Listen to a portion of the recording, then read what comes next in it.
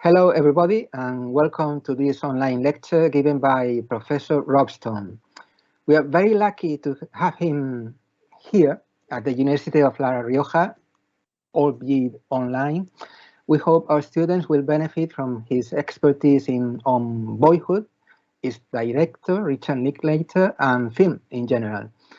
Professor Stone is Professor of Film Studies in the Department of Film and Creative Writing at the University of Birmingham in the UK and co-directs BFilm, the Birmingham Centre for Film Studies. He's been very kind from the first moment we got in touch with him and invites our MA students to participate in the online events run by BFilm. You can have a look at the kind of events they do by following them on Twitter at BFilm. Professor Stone has published, edited, and co-edited a number of books by now, having started his academic career working on Spanish cinema and flamenco in the works of Federico García Lorca and Carlos Saura. Both books were written while he was at the University of Aberystwyth. I hope I'm pronouncing the words names fine. Then he moved to Swansea University in 2003 and wrote Julio Medem. And from then on, he's been more interested in American independent cinema and world cinema. He's co-edited The Unsilver Screen, Surrealism on Film, and written The Cinema of Richard Linklater, Walk, Don't Run, originally published at Columbia University Press in 2013, and revised 5 years later for a new edition, which is the one that made me invite him to give this lecture today. He's co-authored a book on Basque cinema, published in English and Spanish with Maria Pilar Rodriguez, while on a 2-year Leverhulme Major Research Fellowship. Then he returned to the University of Birmingham in 2014 and co-edited several books, A Companion to Louis Buñuel, Screen and European Heritage, Sense 8, Transcending Television, and nonetheless than The Routledge Companion to World Cinema. He's published over 20 articles in academic journals and over 35 chapters in edited books, being awarded research grants by the British Academy, the Arts and Humanities Research Council, the Leverhulme Trust, and the Mellon Foundation. In 2015, he was awarded the Koldo Michelena Chair in Basque Studies at the University of Chicago.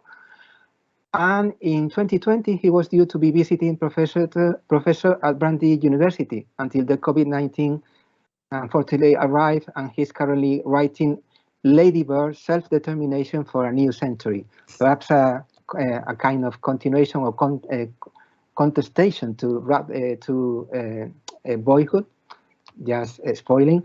Routledge is the publishing house which will be publishing this book next year. But Professor Stone also goes beyond the academic limits by creating materials like, for example, films.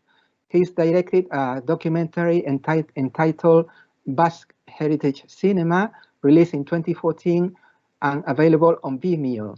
And more recently, a documentary entitled Some Stories, about a story exchange workshop between Irish and English teenagers, shot in 2018 and released the following year. And then there are his video essays, some of them on Basque cinema and some of his most recent ones on the Before trilogy, a trilogy also directed by Linklater, whom he's interviewed and met in person. His video essays teach both content and form about cinema. And Before the End, which only lasts 2.5 minutes, is, as he says, and I quote, the one that went viral. If you see it, you will get to know why. There he shows, encapsulating in that short time, his fondness for the trilogy, his two main actors, the characters, and above all, his love for film. Thank you so much for having you here online, Professor Stone, in order to give our students and anyone who watches this recording the lecture Science of Lying, Richard Linklater's Boyhood. The floor, or rather the screen, is yours. Thank you. Muchas gracias, José. Many thanks. Estoy encantado de estar aquí con ustedes. And you're absolutely right. The book I'm currently writing on Lady Bird is kind of like the feminine flip side of Boyhood.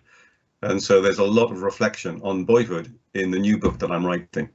And that's why this invitation to speak about Boyhood was really welcome, because it gave me a chance to revisit many of the ideas that I dealt with when I was writing the second edition of the book on Linklater. So I'm going to talk about Boyhood, which is the film directed by Richard Linklater over a 12-year period. I'm going to talk about the film's responsiveness to time, its ideas about masculinity, and also its illustration of something which is akin to an oppositional manifesto to neoliberalism, which is one that lays bare the political nature of much of Linklater's cinema. So the 12 years it took to make Boyhood were, as I wrote, I think it's my opening line in the book, they were a gamble on gut feeling. Linklater really didn't know what was going to happen. He simply started filming as a kind of a hobby, making a 10-minute sequence each year, and gradually the film took shape. So in attempting to make a film about a young boy growing up, well, it would have been much simpler for Linklater to have limited himself to signs and symbols that communicate the simulacra or the performance of aging, like intertitles which state the years, makeup, wigs, period details that go changing. But the philosophy that Boyhood espouses required patience. So instead of filming the life stages of a child from 16 to 18 as what the philosopher Henri Bergson might call immobilities or fixities, Linklater aimed to depict the duration of growing up in a way that would find and show reality in the flow of an actual boy's life. Flow is everything in Boyhood. Thus, the film was shot in sequence in annual reunions of cast and crew, and it was edited without recourse to chapter headings or explicit statements or demarcations of stages.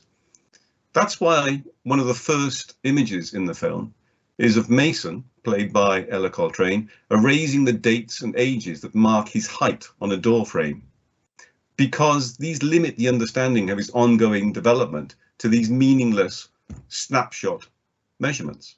You want to help me out? Sure. Okay, take this paint very carefully and paint any little smudge or mark or anything on the baseboard there, behind the door, and all around the doorways on the inside. She says we're going to come visit, and I'm going to write and call you. Oh, wait, hold on a second. I'm getting another call. Hello? Sorry, Tommy, Mason can't come over today. We're moving, and I'm on the other line. Bye. Althea?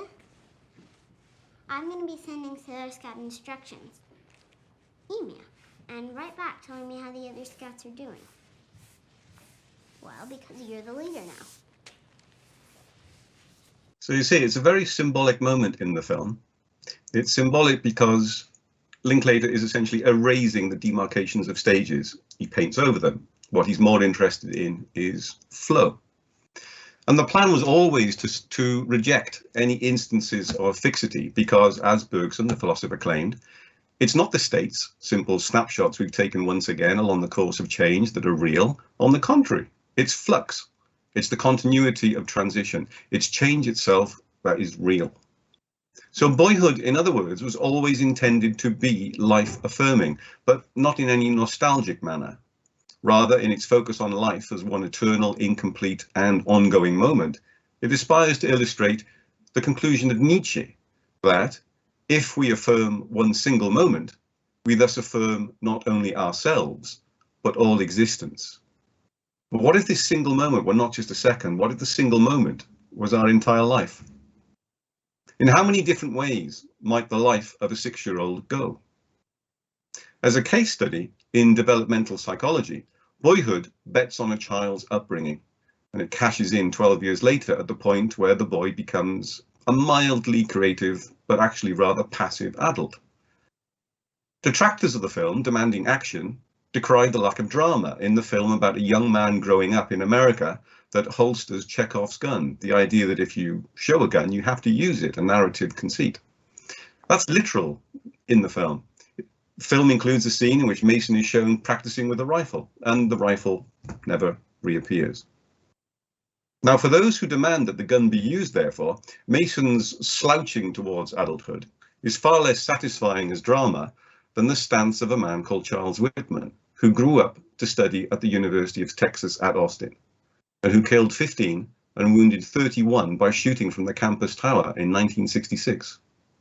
The massacre was America's first mass murder in a public place, and it's since had many. And as might be expected, this event resonates throughout the Austin-based cinema of Linklater. It's referenced explicitly in Slacker, and it's referenced obliquely in his first film, It's Impossible to Learn to Plow by Reading Books, for example. That's Linklater with his back to you, shooting out the window. Whitman brought the violence of the Vietnam War home to Austin, Texas. And this man, who seemingly withdrew in disgust from society, carries out the tendency towards implosive self-destruction, which is exhibited by many of the articulate but disturbed young men in the cinema of Linklater, with whom Whitman might easily have mingled, and arguably represented in his suicide note.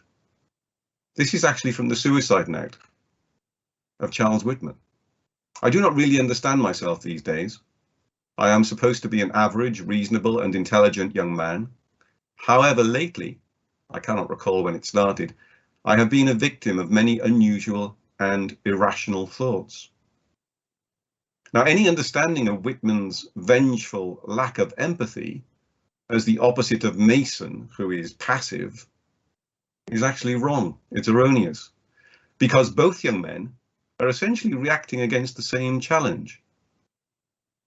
And that challenge is, as Simon Reynolds has it, as impotent specks in the sea of mass society, how can an individual have any effect?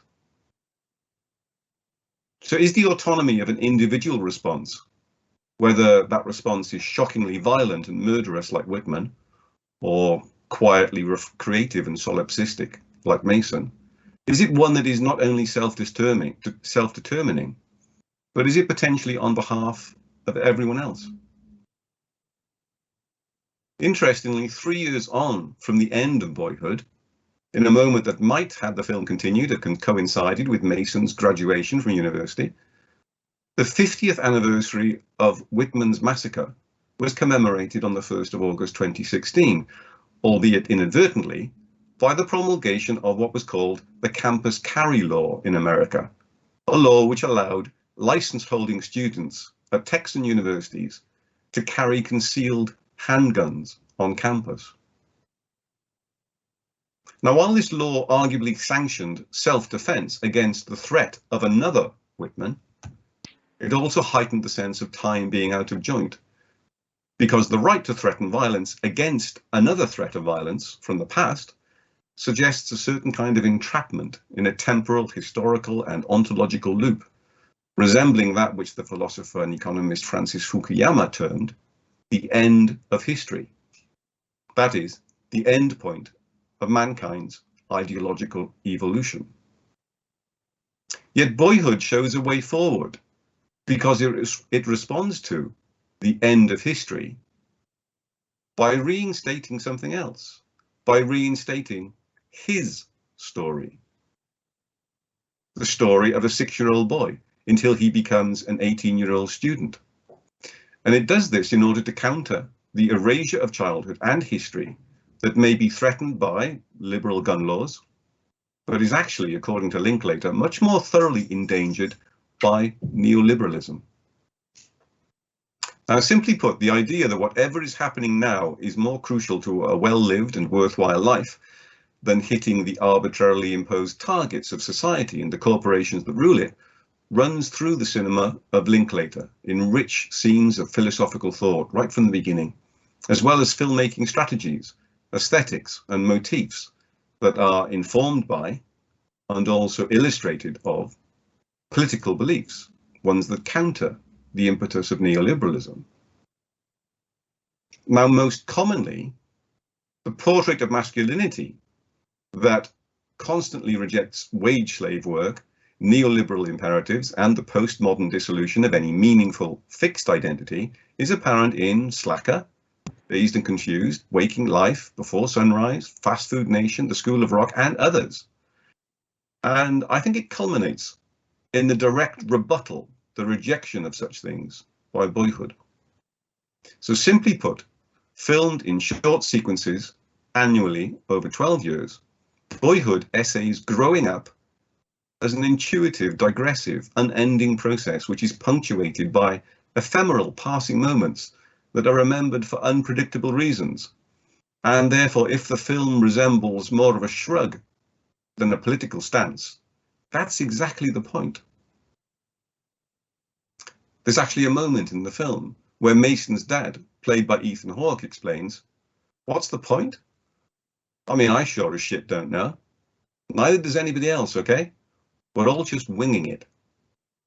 And that's the philosophy of Boyhood, the value of winging it. So this winging it is an apt summation of the film's production history, the film's form, the film's content, all which transposed Linklater's favoured Bergsonian philosophy of duration, or being aware of time passing, as an eternal, ongoing and incomplete moment to the filmmaking process and the aesthetics that go into it. So this child and the film that grows with him over 12 years illustrate a very specific idea of time that, according to Bergson, eludes mathematical treatment. Its essence being to flow, not one of its parts is still there when another part comes along. Flow, that's the key. And it's an idea that serves as the philosophical conduit of the filmmaking process, and it inspires the film's representation of life as a drift. So indeed, when Mason, his dad and his sister play chase in and around a sculpture at the Museum of Fine Arts in Houston, it's another symbolic scene. It's symbolic because their fluid forms emerging from and disappearing into its abstract geometric patterns suggest a metaphor of the entire film. The size of it is rigid, but the interior life of the film is elusive, it's fleeting, and it's free-forming. 1, 2, 3, 4, 5.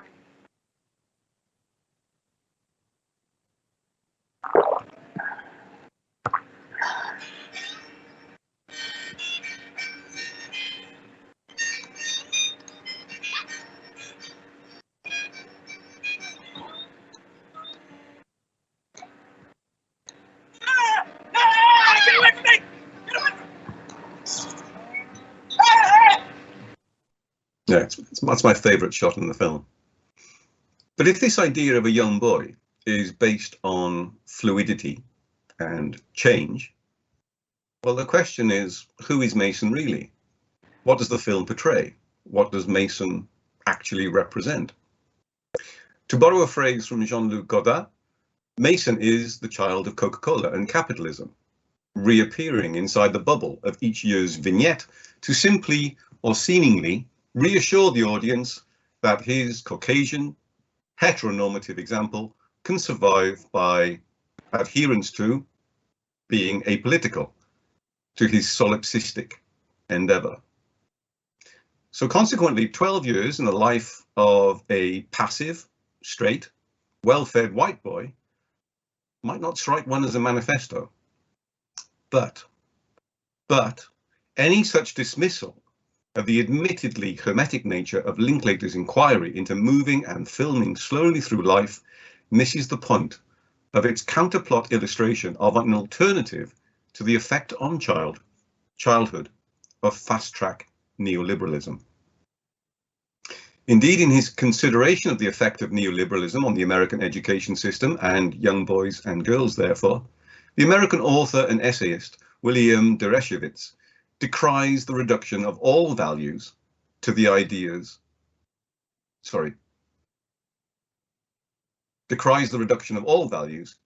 that you are valuable exclusively in terms of your activity in the marketplace. What contemporary education denies young people, he claims, is the ability to make autonomous choices, to determine your own beliefs, independent of parents, peers, and society, to live confidently, courageously, and hopefully. Now, in the context of a young boy's neoliberal education, learning leads to right answers or nothing. Curiosity about alternatives is cured, ideas are subservient to technology, and therefore, the notion that college might prepare you for life by inciting contemplation and reflection is typically dismissed. Neoliberalism simply has no time for such modernist impulses as are emphasized in the Cinema of Linklater, such as drifting in order to reflect, to question, to imagine difference and change, and to enable this through creative collective endeavor. Away from the Cinema of Linklater, the moral purpose of education has been sidelined. It would seem, along with any inclination to building non-conformist character. Neoliberalism now treats education as a commodity, and therefore it turns the whole of childhood and adolescence into what Dereshevitz calls a high-stakes 12-year sprint. Whereas the modern age sought to eradicate child labour by inventing this period called adolescence as a space between infancy and starting work, neoliberalism has essentially closed that gap, ensuring that nowadays 6-year-olds are aware that their grades will have great consequences 12 years on in their futures. So as Dereshevitz concludes, we no longer have youth as it was imagined by modernity. Now we have youth as it was imagined by postmodernity, in other words, by neoliberalism. Students rarely get the chance to question and reflect anymore, not about their own lives and certainly not about the world. Modernity understood itself as a condition of constant flux, which is why the historical mission of youth in every generation was to imagine a way forward to a different state. But moving forward to a different state is a possibility that neoliberalism excludes. Neoliberalism believes that we have reached the end of history, a steady state condition of free market capitalism that will go on replicating itself forever. Youth now is nothing more than a preliminary form of adulthood, and the quiet desperation of middle age has been imported backward into adolescence. And as everybody knows by now, it isn't just a postmodern youth, it is also postmodern childhood, for children too, increasingly, are miniature adults, chasing endlessly for rank and status. Well, that's quite grim, but the Manifesto of Boyhood is that the eponymous state of childhood can and should be reinstated, that the value of curiosity and the value of creative endeavour in adolescence should be reaffirmed, and that therefore structurally, politically and philosophically, the 12-year sprint, boyhood, should be replaced with its 12-year drift. The drift, which corresponds to that of Guy Debord and the Situationist International, is evident in the film's dismissal of any stages, as we've seen, the dismissal of any narrative beyond the combined process of aging and filming, and the ongoing semi-improvisational shaping of the events taking place on screen.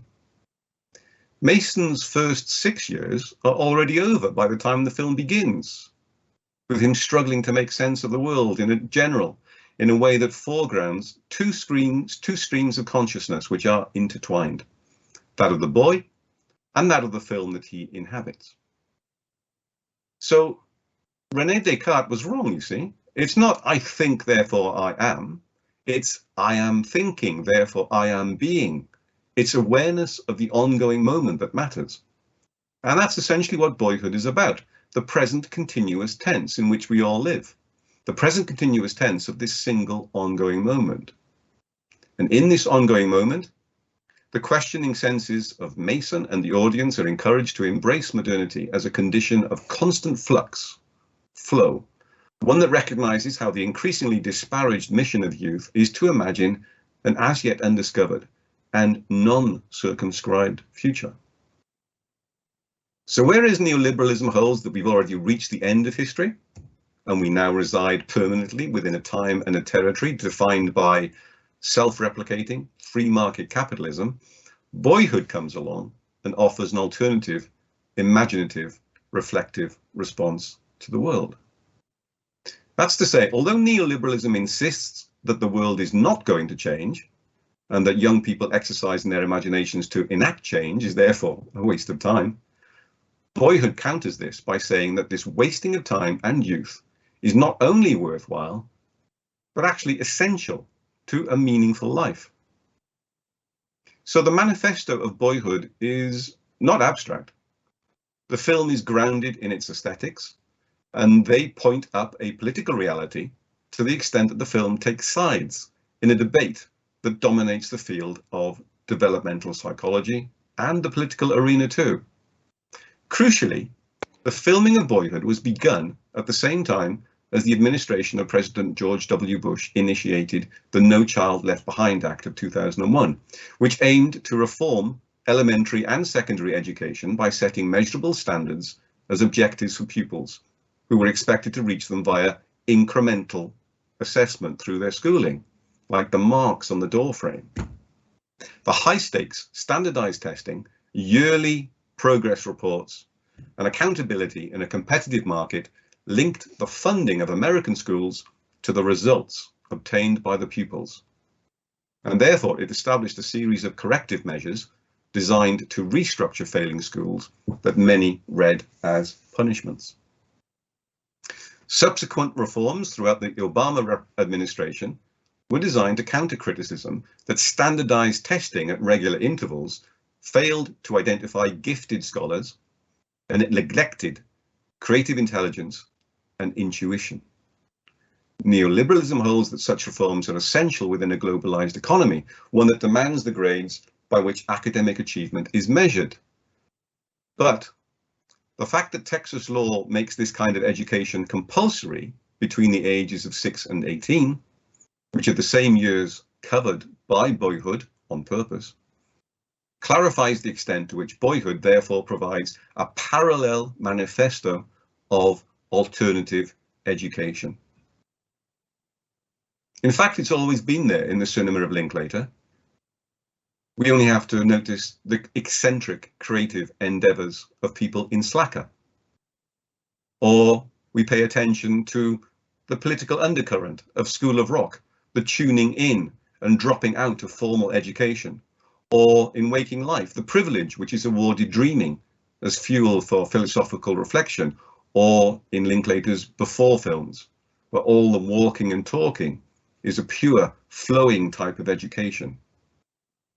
All of the films demonstrate that the Cinema of Linklater opposes the ascendancy of grade-driven neoliberalism by reinstating intuitive thought as the spirit of inquiry that guides the drift of characters through life itself. Indeed, at several moments in its 12-year drift, Boyhood dismisses institutional emphases on reaching benchmarks in class, measurable outputs like homework, strategic foreplanning in applications to colleges, and censure for a lack of performance indicators. It becomes explicit in the scene in the darkroom.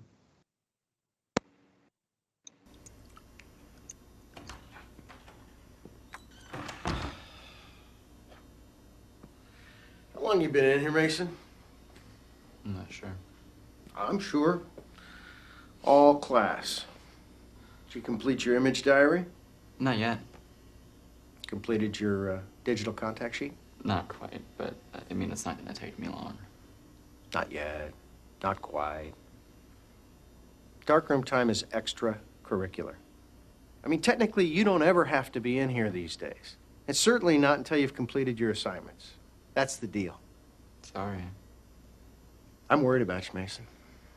Why is that? I'll tell you why. The images you're turning in, they're cool. You're looking at things in a really unique way.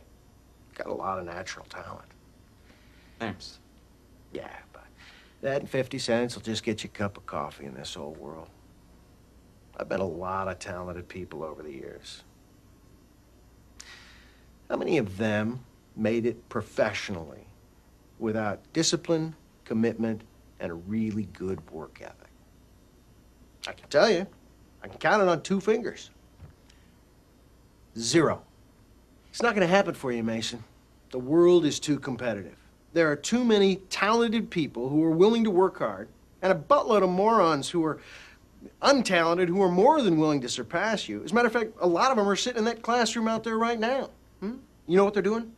They're doing their assignments, which is what you're supposed to be doing, but you're not. You're in here. Now, why is that? You special, Mason? No, but I mean, the things you're talking about, like work ethic or whatever, I feel like I do work pretty hard.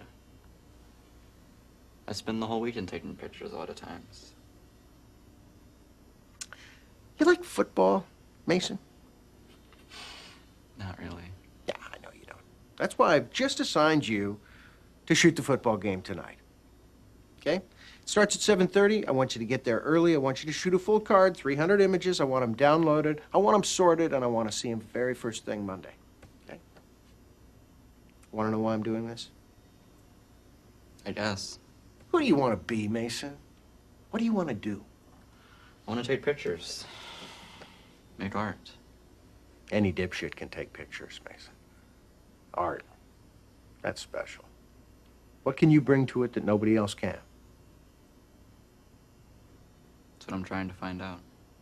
Try harder. Hey, maybe in 20 years you can call old Mr. Turlington and you can say, "Thank you, sir, for that terrific darkroom chat we had that day." Get back to class and do your work. So Mason and Boyhood clearly embodies a rejection of the neoliberal imperative, the idea that everything should be for profit, that there is, in fact, therefore, a predetermined future. But we also need to step back from the scene and the film and ask ourselves if this reaction is really only a privilege of straight white males like Mason. In contrast, Mason's mum, played by Patricia Arquette, who gets her PhD and becomes a lecturer in developmental psychology, seems to do so in order to support his growth and his imaginative inquiry. That said, at least she gets to frame the debate over developmental psychology. In her lectures, she emphasizes education in childhood, but she also questions the existence of an organizing knowledge to which the infant must aspire, particularly one that is embedded within Western culture and therefore exclusively representative of its beliefs and values, such as neoliberalism.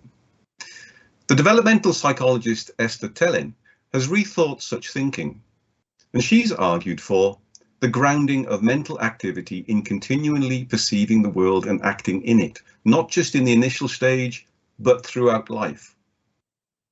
So there's affinity here with Boyhood.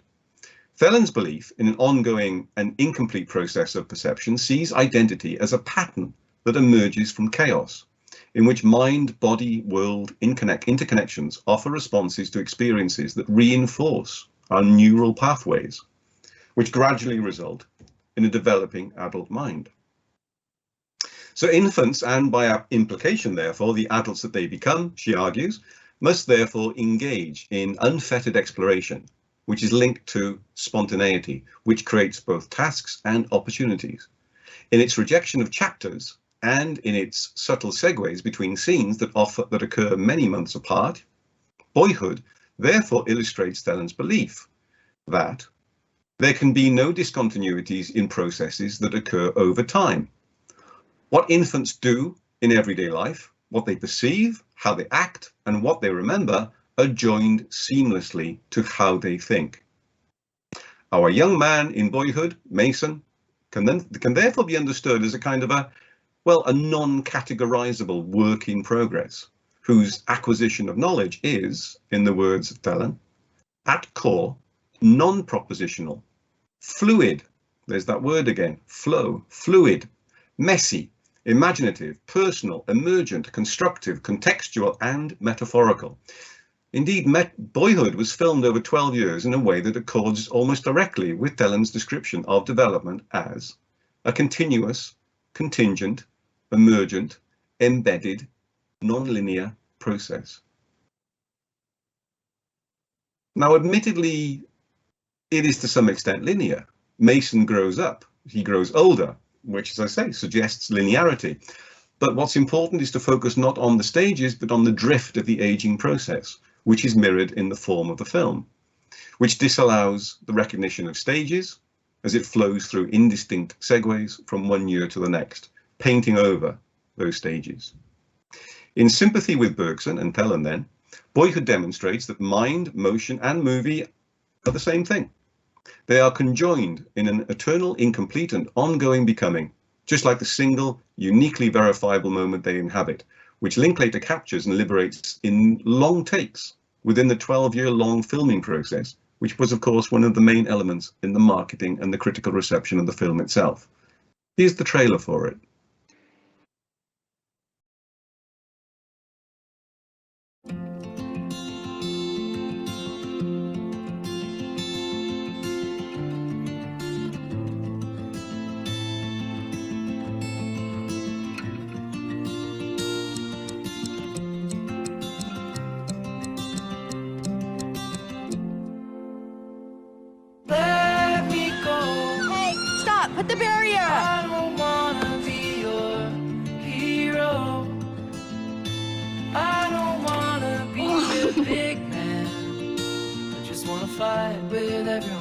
guys ready to have some fun? Yeah! All right, don't worry about it. Wish we could use the bumpers. You don't want the bumpers. Life doesn't give you bumpers. God damn it. We have a new student joining us today. Hey, dude. Welcome to the suck. Mom. Haven't you been drinking? A little bit. Oh, hey.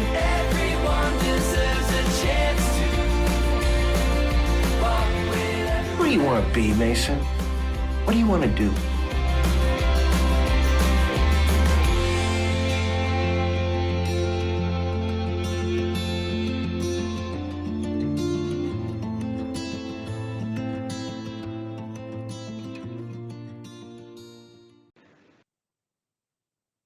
So, holistically, as a whole, Boyhood rejects the idea that there can ever be an end point of our cognitive development.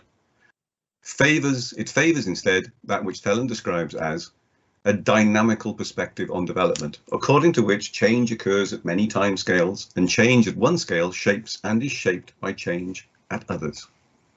Indeed, this thinking connects so meaningfully with the cinema of Linklater in general, and Boyhood in particular, in Thelen's contention that to understand continuities in time, or flow, we must look toward development, growth, and change within an individual's lifespan.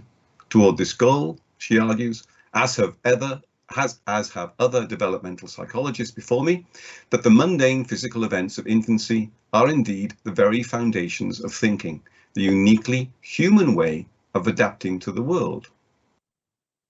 So this is correlative with Boyhood, because the content of Boyhood is exactly that. It's mundane physical events.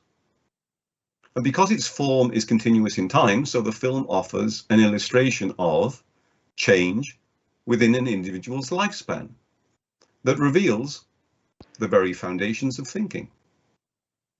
As Thelen concludes, development looks stage-like only because in the immediate assembly of the activity within a context, certain patterns are strongly preferred. And what is film but an immediate assembly of activity within a context?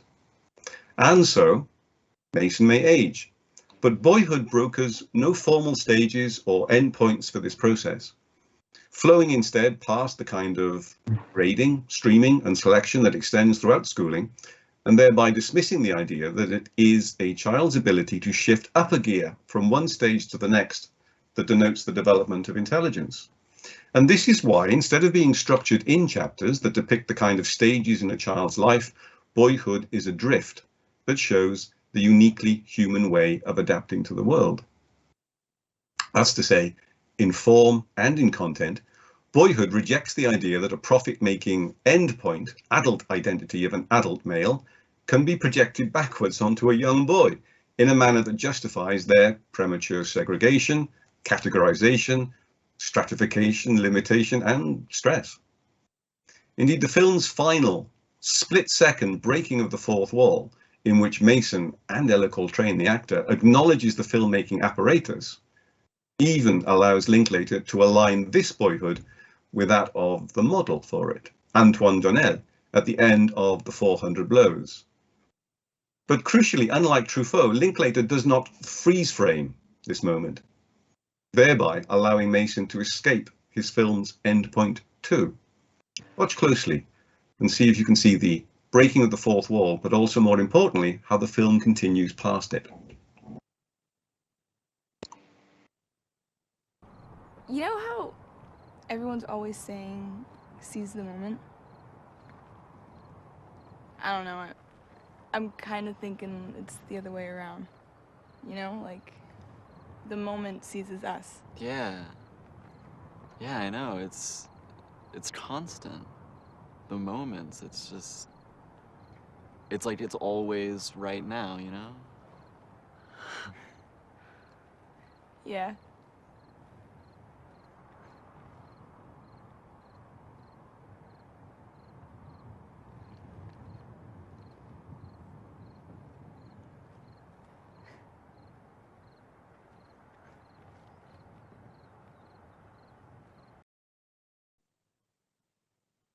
But let's come back now to the problems or the complications of boyhood. The problem that this escape might only be possible for straight white males. Is the film solipsistic? And is this what led to many critics' erroneous, wrong interpretation of the film as nostalgic? I'd say that the weakness of the film is actually due to one of its strengths, namely the performance of Patricia Arquette as Mason's mother. Arquette is so strong in the role that it points up the lack of alternative subjectivities in a film that might just as easily have been called Motherhood. But the film is hermetically sealed, and therefore it's also somewhat servile in its focus on a rather passive and, to be fair, quite uninteresting, but still well-fed, straight white boy. So Arquette's final exclamation in Boyhood, I just thought there'd be more, you know, is in part an epitaph to hers and all the other unmade films of those 12 years. Indeed, the film is specifically boyhood. It's not even childhood. So the privilege that's afforded casual male chaos in and by Boyhood is also shown by the comparative disappearance of his sister Samantha and the emphasis awarded Mason's annual bonding with his otherwise absent father. In comparison, the relationship between Samantha and Mom is denied any depth or weight. When his mother and his sister converse, they're usually talking about Mason, whether Samantha has picked him up from school, for example, or what Samantha should say at his high school graduation party. Everything centers on Mason. So this means that in Boyhood, the dialogue between females tends to center upon a male. And besides Mason's brief fling with androgyny, there's hardly any attempt to disrupt what might be called a heteronormative framework. Indeed, Mason is never divested of the privilege that allows him to reject the rigors of a neoliberal education, while the film largely avoids reckoning with the fact that the relatively comfortable upbringing that Mason enjoys is largely thanks to his mom's commitment to his well-being. Film-wise, then, the experimentation of Boyhood does not really extend to any alternative to the normalization of Mason as a fairly passive, white, straight male. Indeed, leaving Mason at the age of 18 allows Boyhood to segue neatly into the beginning of other films directed by Linklater, such as Everybody Wants Some, in which Mason might go to college, or Before Sunrise, in which Mason might head to Europe, meet a French girl on a train. On reflection, Boyhood is an accumulative work in many senses. It's one that ties off many loose ends left hanging by both the experimentation and the conventions of the cinema of Linklater. Some of these are thematic, some are aesthetic, and some are enduringly problematic. One of the most enduring problems with the cinema of Linklater comes from those who insist on seeing films like Dazed and Confused, Everybody Wants Some, and Boyhood as nostalgic, when they're nothing of the sort. In fact, the cinema of Linklater consistently treats nostalgia in terms described by Michael Wood as a general abdication, an actual desertion from the present. I don't think, personally, that Boyhood is at all nostalgic. I say this because the entire cinema of Linklater insists that looking backwards with fondness or regret is just as bad as working towards targets or externally assessed versions of whatever form of you lies ahead. Neither does Boyhood project an inauthentic, romantic, historical gaze. Instead, its characters live in and complain about constantly the moment. Crucially, nobody pretends to be younger and nobody pretends to grow older in Boyhood. They just do. And the absence of artifice in the aging process is what a nostalgic response to the content of the film fails to recognize or even respect. Imagine a different film. Imagine one that recreates 12 years in the life of a family during a single brief shooting schedule.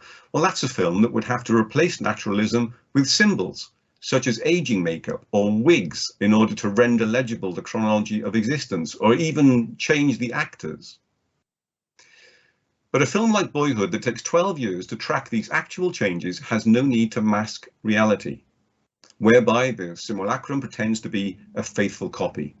And that's because the authenticity of its 12-year filming process counters the expectation or the assumption of a simulation.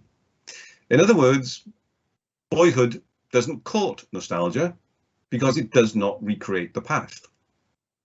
For Jean Baudrillard, truth is too often subject to the substitution of signs of the real for the real itself. The worth of Boyhood is that it rejects the fabrication of signs and instead it reinstates the real. 12 years of reality in which no aging, no rejuvenating makeup is used, there's no changing of actors. Instead, the film attaches itself to an ongoing moment in a boy's life, and the boy and the film symbiotically evolve before our eyes. So why this claiming then of Boyhood as nostalgic by so many critics? Critics such as Tom Bond in The Guardian, who claimed that Boyhood represents perhaps the first real taste of cinematic nostalgia, and Chris Jancelevich of the Huffington Post, who concluded that nostalgia is heavy in the film. Well, according to one of the theorists, the main theorist of nostalgia, Svetlana Boym, nostalgia is a symptom of our age, an historical emotion that may be understood as a sentiment of loss and displacement, but also a romance with one's own fantasy, which suggests that the problem with critical reception of Boyhood is not the film itself. The problem is that Western white straight male critics generally saw in film, in Boyhood, their own fantasies of their personal historic present. To celebrate Boyhood as universal, then, as Jancelevich did when he wrote in The Guardian that we can't help but recollect all of our own childhood memories, is to claim that the realism of the film experience is a phenomenological one rather than a representational one, which can, as here, inform a consensus that disqualifies any other childhood. Universality, the claim of universality for Boyhood, disqualifies any other childhood such as that of a non-white, non-male, non-straight, non-Western children. Indeed, for comparison's sake, we could ask why it is that Boyhood, which is about a white kid in Texas, is held to be, by various critics, a universal story by Roper, with universal themes by Biddle, and has universal appeal, according to Reynolds, whereas a film like Girlhood by Sciamma, which is about a black kid in Paris, never loses sight of the specific girl at its heart, because every frame in the film seems dedicated to telling the stories of a specific group of young women. Why is one film universal? Why is the other specific? Surely it's the perspective of the critics, what they relate to. So in conclusion, therefore, might we, or might you, attempt to liberate Boyhood from the limited and nostalgic view that claims it? Now, as I've argued, I hope, Boyhood is not a film that retreats from neoliberalism into a romantic past. Instead, its content, which is essentially the same thing as A Boy Called Mason, moves consistently forward, existing in an ongoing moment that encapsulates becoming, and just happens to graduate through things like Game Boys, Xboxes, and iPhones. Its form, however, is different, and here too we find our final contradiction in the making of the film. While Mason grows up, Linklater, the filmmaker, actually ignores the digital revolution in filmmaking that occurred during the 12 years while Boyhood was in production. So while Linklater is asking us to focus on the present moment, he actually ends up by year 8, 9, 10, using an outdated camera and an outdated format in order to do this. Basically, Linklater ignores the digital revolution in filmmaking. So for all its emphasis on change, by refusing to upgrade the film itself from celluloid to digital, for example, Linklater ultimately renders Boyhood something of a Peter Pan tale, in which all children except one, the film itself, grow up. staying firmly in its celluloid youth, while Mason graduates to digital media. Boyhood actually fails to acknowledge that, you know, like seeing something shot in black and white. If we're watching something shot on 35mm, on film, on celluloid, it now tends to imply that we're looking at the past. And consequently, therefore, I think nostalgia perhaps does finally intrude on the cinema of Linklater, because Boyhood is a work in which people age, but the film never grows any older. So admittedly, over 166 minutes, Boyhood builds to nothing more dramatic, nothing more conclusive than another passing moment of Mason starting college, and then it fades to black because that's what films do. But that's okay, isn't it? Because whereas most critics read it as nostalgic, as a film whose meaning was found by looking backwards, Boyhood is essentially rather contradictory, because it's actually a film about moving forwards, which is why it leaves us this way, on a slow fade to black, knowing therefore that life, or at least what we can ever know of it, is nothing more than a prelude to whatever is happening now. Well, thank you. I don't know if you can hear me now, or we have to. Yes, right? Yes, perfectly. Thank you so much for a sometimes overwhelming presentation, and you use sometimes the word terrific as well for these kind of presentations. And well, I've enjoyed it fully, not only because of what you've said, but also because of the film that you are dealing with, which is so much dealing with all the disciplines that you've been touching on. It's not about film that you have been talking about today only, but also about philosophy, about history, about economics, about psychology, about sociology at some point. So again, overwhelming. A few perhaps questions or thoughts, beginning perhaps with this last idea of nostalgia, right? As you were talking and reflecting also on your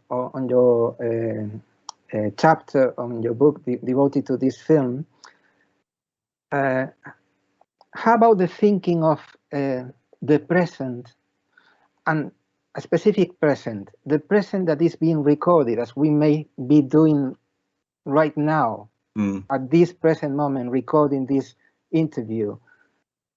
But if we apply it to the moment when you, for example, or when I, or with anyone records their family life, right? When you are recording that, you are feeling the nostalgia of the present that you're going to most probably feel in the future when you go back to that moment.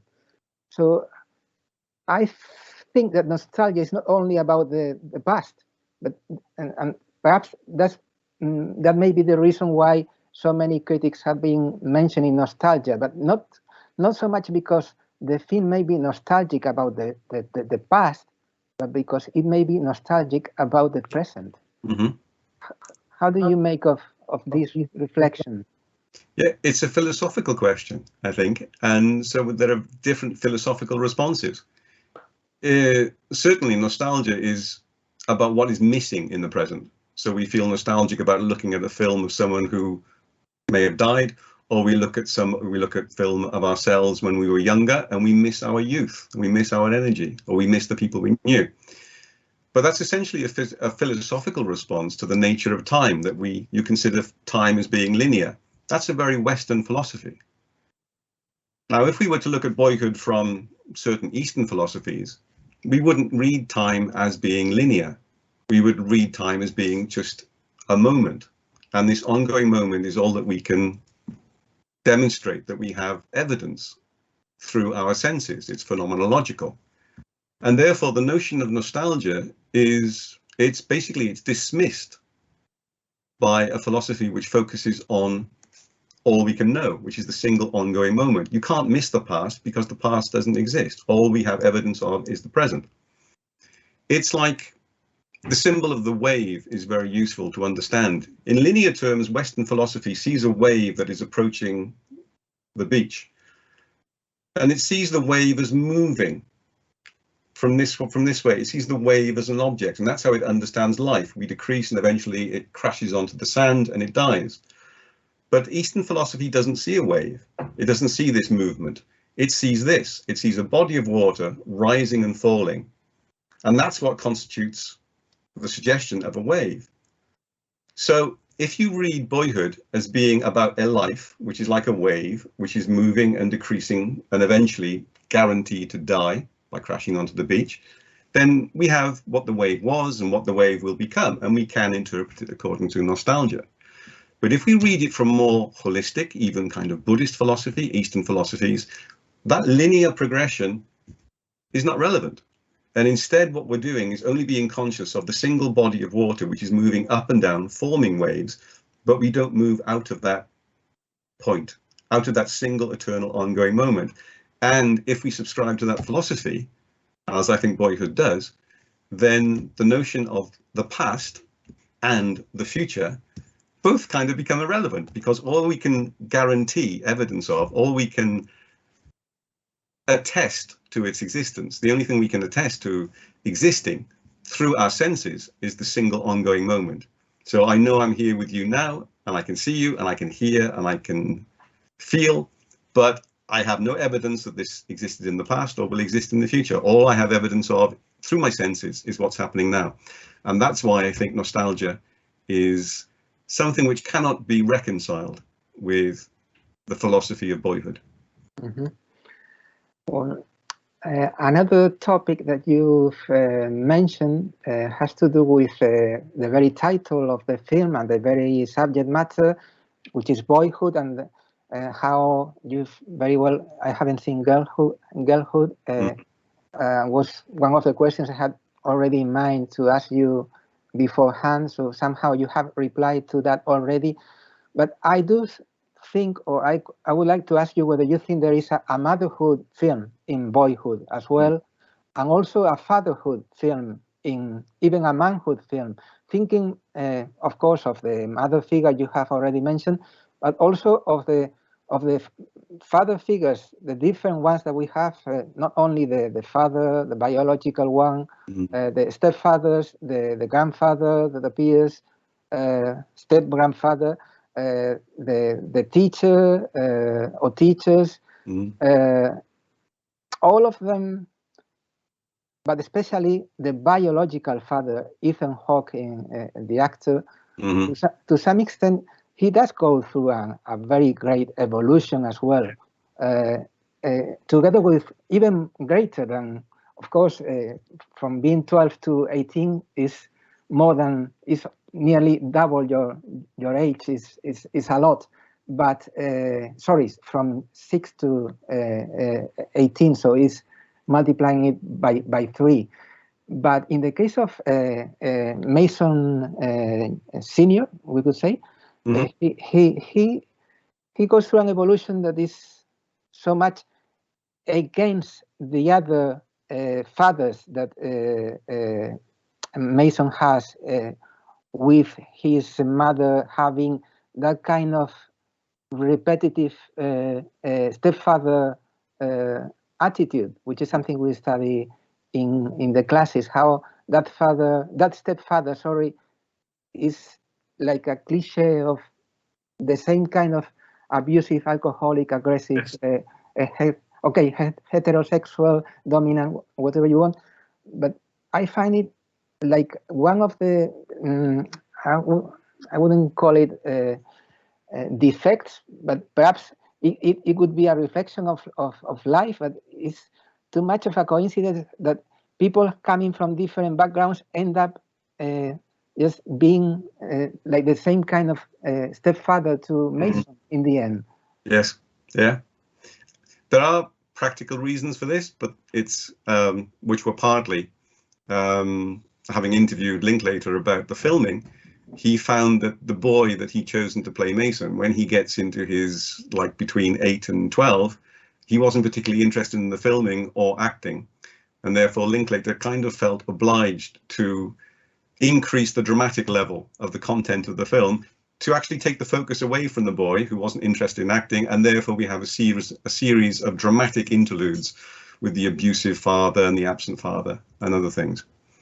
But I think it's really interesting that the film was shot for very, very little money. I mean, almost nothing. They managed to film 10 minutes or so each year. But of course, within everything that's filmed, there's probably a possibility to make lots of other films. So why not motherhood? Why not sisterhood? Why not fatherhood? I'm sure they could have existed. And I think it'd be really interesting to create, you know, what would essentially be a kind of a cubist interpretation of the notion of growing up and growing older. And we can see, you know, the notion of growing up and growing older from the perspectives of all these different characters. I think that would be fascinating.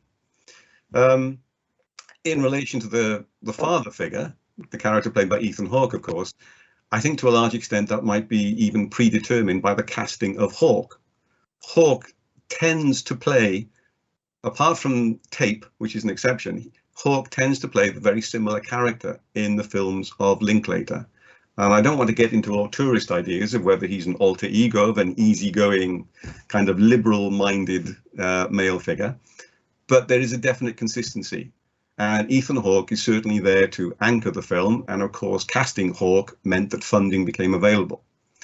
And there's great similarity between Hawke's character in Boyhood and the character that Hawke plays in Fast Food Nation. They're almost identical, to be honest. And of course, there's great correlation between Hawke in Boyhood and the character of Jesse in the Before trilogy.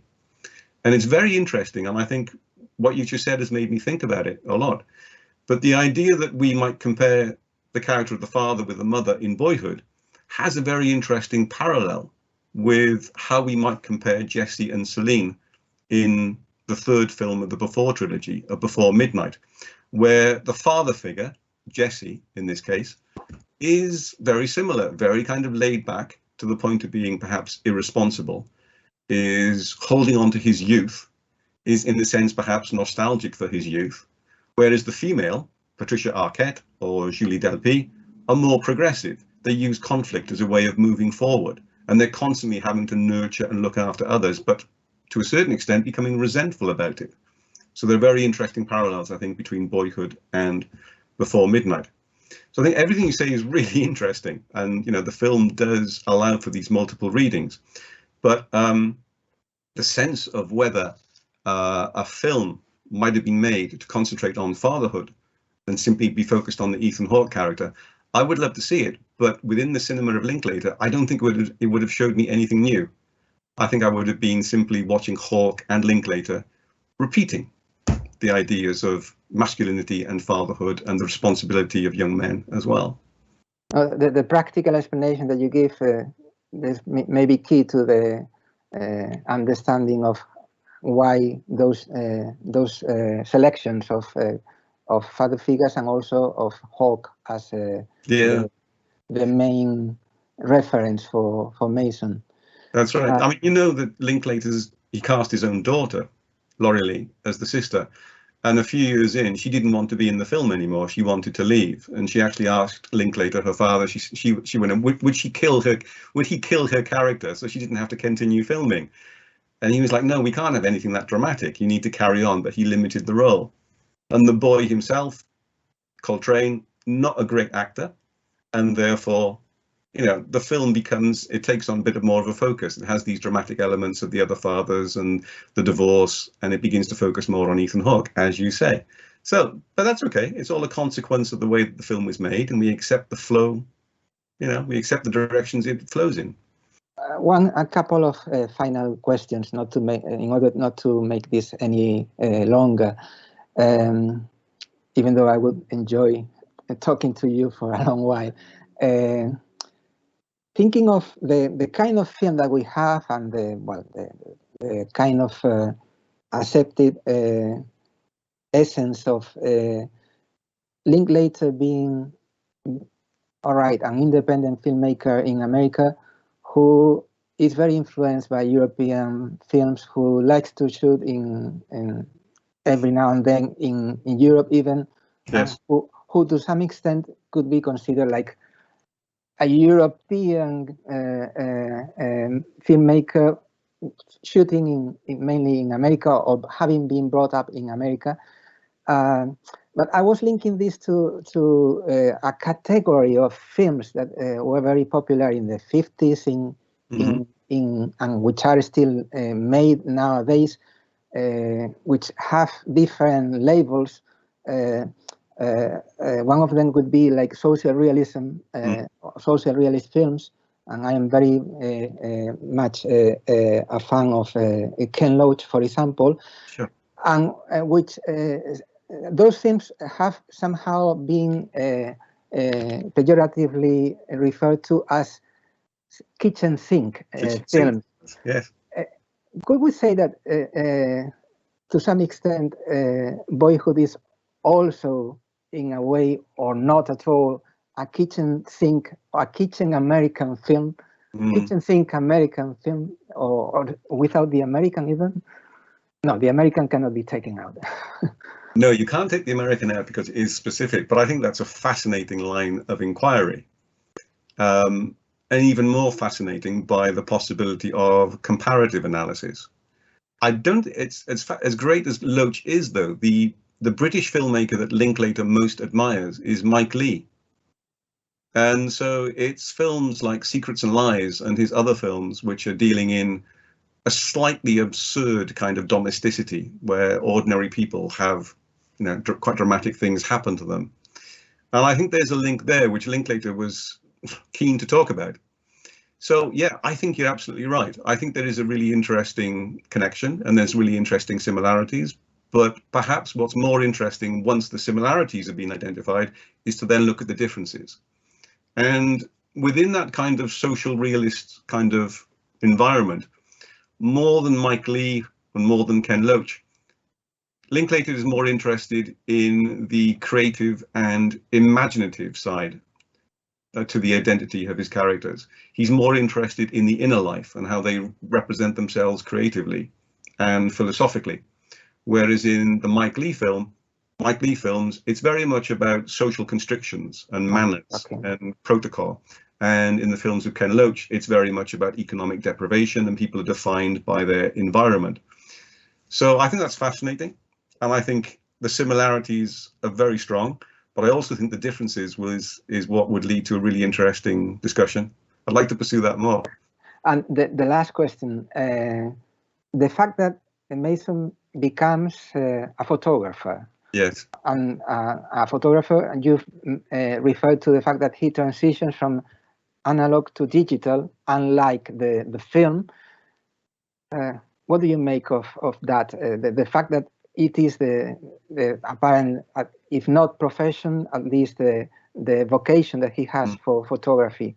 Yeah, I think it's close to being a cliche, because many writers and filmmakers who want you to see the world through someone's eyes, they create the profession of photographer, because the photographer is a person who has a particular way of looking. And so it's a way of allowing Linklater to present a specific subjectivity. And we see this in many novels, and we see this in films. If you thinking of a Spanish film like Bacas, for example, by Julio Medem, which is centered on the character of a photographer. And it's kind of like Mason. He wants to legitimize a way of looking. He wants to legitimize and make responsible for the film a specific way of looking, which is why he allies it with the character. So essentially, I think it's almost ironic that we spend the film almost 3 hours looking at the boy, and at the end of the film, the ironic twist is perhaps that he turns the camera back onto us and he becomes the photographer. So I think it's a playful, ironic, but also it's a literary conceit, and I think Linklater is connecting to that idea too. The idea that the person that we're looking at is actually looking back at us. Well, thank you so much, Rob. Thank you. We are watching and listening to you, therefore we are being. Exactly. That's it. That's everything. That's the point. Yes, we are being. Thank you so much. My pleasure. Thank you very much for inviting me.